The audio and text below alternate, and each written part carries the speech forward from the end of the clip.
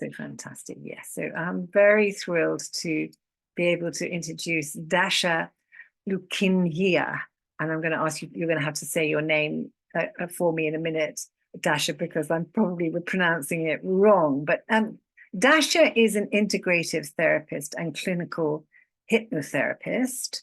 And she is going to be talking about an integrative approach, moving beyond a toolbox. Dasha is, as I say, she's an integrated therapist. She's a clinical hypnotherapist with additional psychotherapeutic training who specializes in helping people overcome various forms of anxiety, depression, and go through life crises. She works in a person-centered, empathy, great, can't speak now, empathic way where the client is placed at the center of the process with their unique, let me just move this along again.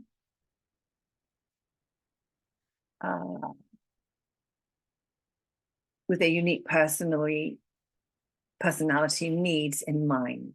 She's trained in Gestalt, transactional analysis, internal family systems, CBT, solution-focused techniques, hypnotherapy, and is in continuous further education with the UKCP, which is a British body for psychotherapists. So I think with that, we're going to hand over to you, Dasha, and please correct my pronunciation of your name, and yes, looking forward to hearing you.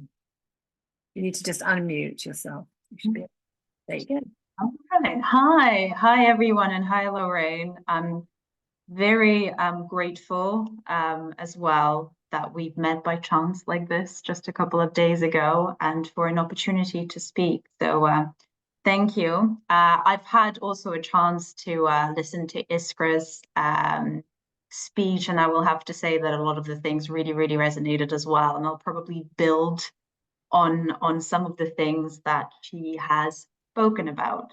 So I'd really like to make this into a conversation. So if anybody has any questions or comments or challenges or want to share their experience of working through anxiety and depression, please, I don't know if you can raise your hands, but maybe there's a way to do so.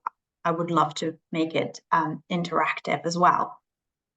So kind of thought about the angle of this talk, and really I'd like to take you through some of the common challenges that people experience when they start their healing journey and go into therapy, and how an integrative, holistic approach can bring significant benefits. And we're going to use the example of anxiety. So we'll talk about choosing your therapist and the real importance of therapeutic relationship as part of that holistic approach and as part of a strong foundation for creating transformations.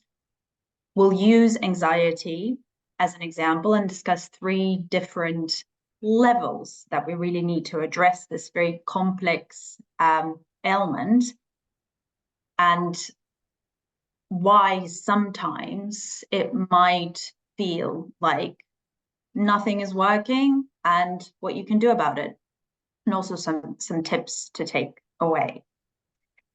So really to set the scene, some of the common complaints that people have at different stages in their journey are, number 1, I have no idea what's wrong with me, just that I'm feeling very bad and I don't know what I need and I don't know where to start. So what ends up happening is we do all sorts of things, and we can numb ourselves and we can avoid, and because we simply don't really know what's happening for us and what we're feeling and who to go to.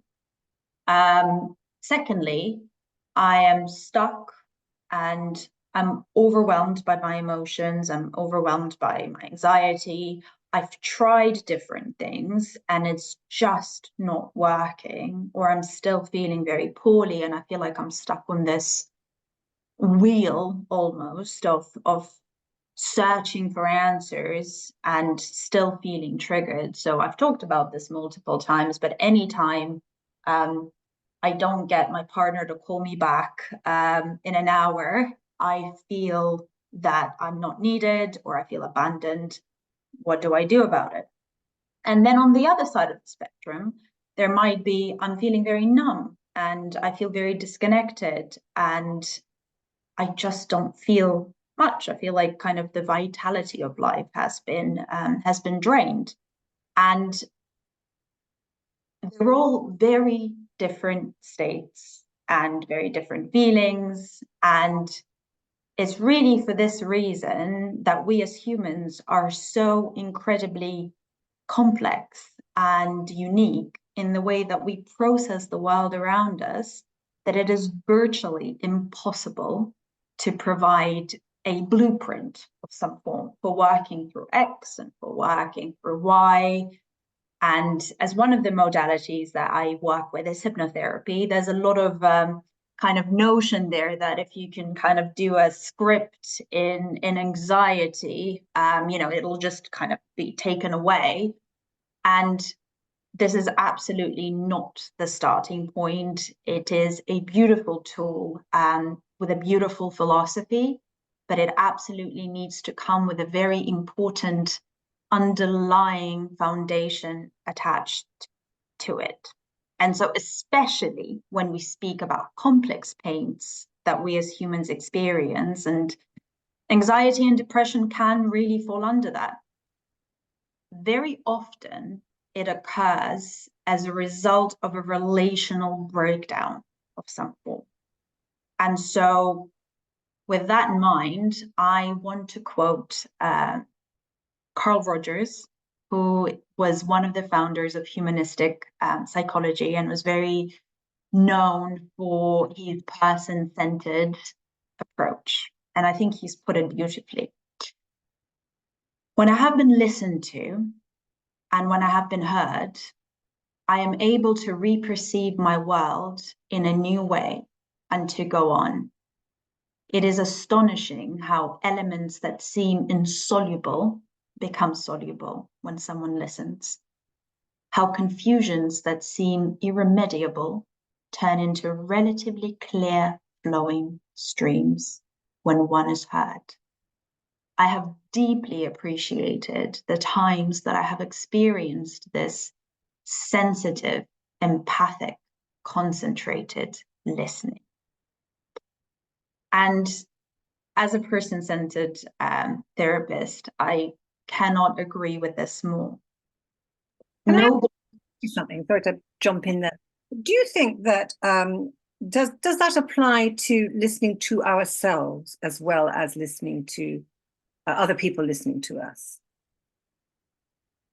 Of course. And actually, what you mentioned a very important point, because very often it's when we don't yet have the skill to listen to ourselves in that way, is that we come to therapy, and that relationship that we get perhaps for the very first time, where we feel listened, accepted, and heard, is how we get the first modeled experience of that we then kind of inbuild and take away with us. Absolutely. That's so true. That was certainly the case for me when I began my therapeutic journey. Yeah, fantastic. Thanks. Yeah, yes, of course. And really, it's most commonly we break in relationships and we heal in relationships. And so modeling that safe environment in therapy, just as you mentioned, to learn to relate to ourselves in that compassionate way, can be the very first experience. And this alone can have a very profound healing effect within in itself. This sense of safety, this feeling seen, feeling heard, and feeling accepted. One of the core conditions of person-centered therapy, for example, is unconditional positive regard. So it's a very, very powerful way of relating to someone that not a lot of people, it's a skill that we really train in ourselves. And it's very powerful within itself. And so And it might take time, and that's perfectly okay. And when you are starting therapy, always check in with yourself. You know, how do I feel through this process in therapy? Does my therapist feel like a good fit for me? Do I feel heard, seen, accepted? And of course, bear in mind that it takes time to build that sense of safety sometimes, because we come with a ruptured sense of safety. So we may perceive, you know, someone as threatening, and that's perfectly okay. And that's kind of why we're here. And important part of therapy can be coming to your therapist with difficult feelings about them. And it's so important to feel that you're able to do so, because sometimes, you know, in the idea of coming to your therapist and telling your challenging, frustrations with them can feel terrifying and bring on a lot of anxiety and depressive thoughts in itself. And it holds the most amazing potential for transformation. And so really, you know, you're on mute, Lorraine. Yeah, so just for people who are maybe new to this process, so for somebody to come and say, for example, something horrendous to you, like, well, I think you're just wanting to, make it sound like I've got all this maladaptive, behavior patterns, so that, I keep bringing money to you as a client. It's like, you're able to say even that, even the anything at all without the therapist reacting. Because I just remember one situation when in my early time of seeing a therapist, and I did say that to him, and he exploded and threw me out. he hadn't learned the level of, he hadn't had the level of training that you had. Luckily, I knew enough to know what was going on. He got triggered. So that's the fear, isn't it, with people, that if they say that their truth, they're going to get somebody being angry back to them, or minimizing them, or something like that. Very spot on. And thank you for sharing your experience, because imagine if it's for the first time that if anger was banned in your family, and it's the first time that you come in with the feelings of anger to someone in a supposedly very safe environment, where it's a part of your transformation to allow yourself to express your anger and your needs. And you get that experience, what can end up happening is you can end up reinforcing your model of, this is terrifying and I will lose my relationship if I express anger.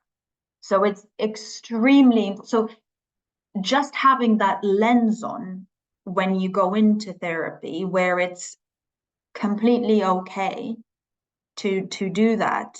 And if you're getting different feedback, then not to take this as there's something wrong with me. It's very important. And it's also important to be able to challenge your therapist. So if something doesn't resonate with you, or a tool or a technique, now that we're talking about a tool and techniques, doesn't work, it's absolutely for you to come in and say, listen, I don't think this resonates, or I'm not quite sure about this one. And it's our job to create a process that works for your specific worldview. So the ability to bring challenging feelings and emotions about your therapist, and also to be able to co-create the space of therapy, where a therapist may throw out their ideas, their solutions to you, suggestions to try things, and you're very comfortable to say, actually, this doesn't resonate, or this wouldn't work, or I'm not comfortable with this. Absolutely necessary. So if we now look at anxiety as an example, and a very common complaint, and a very multifaceted one, that may require very different approaches and very different tools to address it. And of course, there are many different forms of anxiety, from OCD to generalized anxiety disorder to phobias, panic, many other things. And work with anxiety usually involves addressing three pillars that it stands on. So number one is behavioral. So, when we're feeling anxious about something, we will escape, avoid, create dependency, fight, flight, freeze, or fawn in some cases, which is fawning is actually a very interesting response, because we often talk about fight, flight, or freeze as when we're triggered. But actually, fawning is a trauma response where a person behaves, where we sort of behave in a people-pleasing way to avoid conflict and establish a sense of safety. So that often happens when,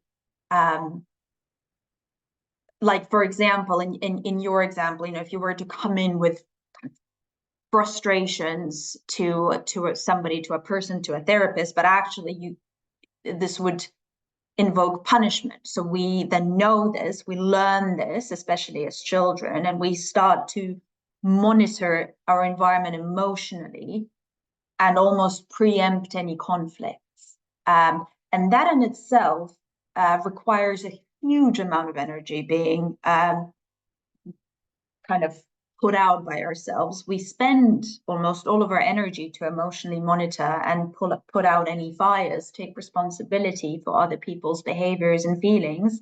And that creates a lot of anxiety and potentially depression, because we're not following our own path, but we're just monitoring what's happening. So that's the first pillar. The second pillar is the cognitive pillar. So how we interpret the situation and how we appraise it. So catastrophizing. He hasn't called me back in an hour. It's been an hour. He must hate me. I do not matter to him. Or, I have a small spot in my arm. I'm going to die. That's the end of the story. And the third component is the physiological component. So that's the way that our body responds. So increase in heart rate, respiration, sweating, amongst other somatic experiences that we have. And so if we examine each one and see how very different approaches might be needed to address them, and that's why having this integrative approach that rests on the foundation of a strong therapeutic alliance can bring significant benefit. So if we look at the behavioral component that we talked about, when we're anxious, we often engage in this anxiety avoidance cycle. So imagine a situation where, and think of your own, perhaps a situation in your life will resonate. So I'll just throw an example there. But imagine if you're going through a difficult period in your life. You're already feeling quite maybe low, and you're feeling a little bit anxious, and you feel quite overwhelmed. And you go to a restaurant. You go to a restaurant with your friend, with your partner, and it's quite crowded in a restaurant, and there's a lot of people, and there's people next to tables celebrating their birthdays. It's very loud, people are laughing, a lot of lights, it's very light, and suddenly you're finding yourself having a panic attack, and it's the first time, and you have no idea what's happening, and you feel like you're going to die. It can be a very frightening experience when you don't know what's coming, and you live through it, but you imprint this as a horrifying experience. And so then what ends up happening is you start to avoid going into a restaurant because you're afraid that something might happen. And so we then begin to be afraid of the fear itself. So there's another layer. We're afraid of experiencing the fear. And so by avoiding going to that similar to a restaurant, we then lose the opportunity to learn that we can cope with the panic and nothing awful will happen. Then what ends up happening, our brains are wonderfully smart, and they try to protect us from danger all the time, but you'll find that similar situations that resemble the restaurant environment will start to invoke feelings of fear. So after a little while, we may find, okay, I really don't want to go to crowded places, to marketplaces, to open spaces where I feel kind of unsafe and I don't know where to run to. And then our life just shrinks and shrinks and shrinks. So by providing ourselves with short-term relief of not going to a restaurant, for example, we allow the long-term anxiety grow. So addressing that as part of therapy on a behavioral level as well can be a very powerful reinforcing tool, because you then get reinforcement from your emotional side, from your cognitive side. I've been here, I have not died, nothing awful happened. And we have to be skillful in this, because especially if you're already kind of further down the line, to make sure that you're not kind of re-triggered to the point where you then just kind of hide away and don't want to try this again. So exposure therapy can be helpful. More classical trauma processing therapy, so processing old events and removing traumatic emotional components from the memories, can be helpful. Somatic experiencing, very huge fan of any kind of body-based work, can be very helpful, as well as hypnotherapy. You know, we can change our states in hypnotherapy. We can process all traumatic events. We can learn to self-soothe. We can use beautiful metaphors to change our states. Just like my professor once told us, you know, Tolkien created his own world, and can we create our own world? And we absolutely can. And so if we think about the second component, the cognitive component, CBT can be a very good technique to address the automatic thoughts that we're having. And then if we move on to the physiological piece, with the heart, with the breath, you know, everything, that's how we know we're anxious.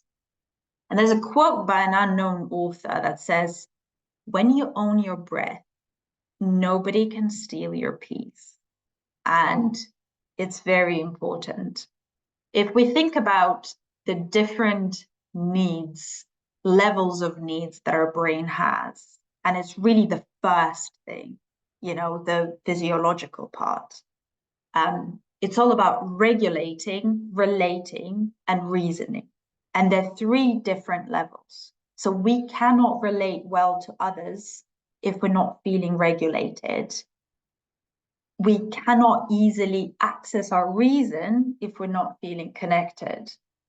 So to keep our learning brain switched on, we first need to make sure that those lower levels of needs of regulating ourselves, those are taken care of.